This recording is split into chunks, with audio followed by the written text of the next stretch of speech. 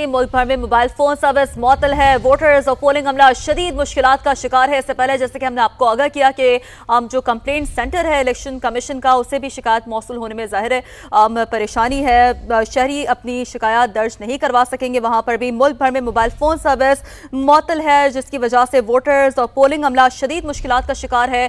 कुछ polling station ऐसे भी सामने आए जहाँ पर जो पोलिंग अमला है उनसे कम्युनिकेशन नहीं हो सकी, उनसे बात नहीं हो सकी, और ऐसे में वो पोलिंग स्टेशन जहां से शिकायत कुछ ये दर्ज हो रही है कि वहां पर पोलिंग का अमल मुतासिर है। मुल्क भर में मोबाइल फोन सर्विस मुअत्तल है। वोटर्स और पोलिंग अमला जिसके नतीजे में शदीद मुश्किलात का शिकार नजर आ रहा है। मोबाइल फोन सर्विस मुअत्तल होने की वजह से जो पोलिंग का अमला है वो भी राब्ता नहीं कर सका अब तक, और वो पहुंच भी नहीं सका है। जबकि शहरी है वो शिकायत दर्ज करें तो फिर कहां पर करें, क्योंकि इंटरनेट सर्विस भी बंद है, मोबाइल फोन सर्विस भी बंद है। शहरियों की बड़ी तादाद वोट कास्ट करने के लिए पहुंच चुकी है मुतादिद हलकों में, लेकिन पोलिंग का अमला नहीं पहुंच सका है।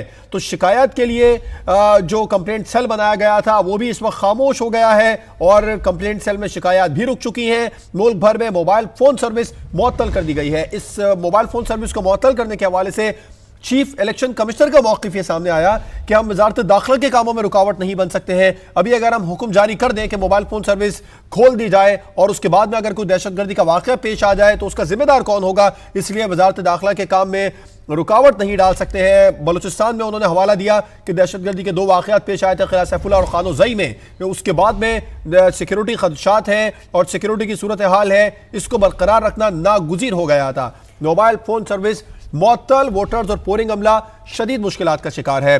जो कंप्लेंट सेंटर है इलेक्शन कमीशन का, उससे भी शिकायत मौसूल होने में ज़ाहिर है परेशानी है। शहरी अपनी शिकायत दर्ज नहीं करवा सकेंगे। वहाँ पर भी मुल्क भर में मोबाइल फ़ोन सर्विस मुअत्तल है, जिसकी वजह से वोटर्स और पोलिंग अमला शदीद मुश्किलात का शिकार है।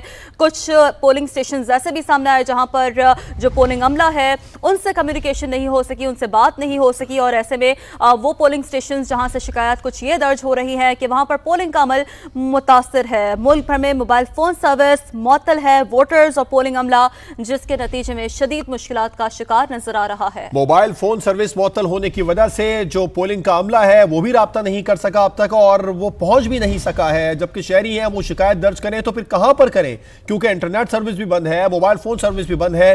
शहरियों की बड़ी तादाद वोट कास्ट करने के लिए पहुंच चुकी है मुतादिद हलकों में, लेकिन पोलिंग का अमला नहीं पहुंच सका है।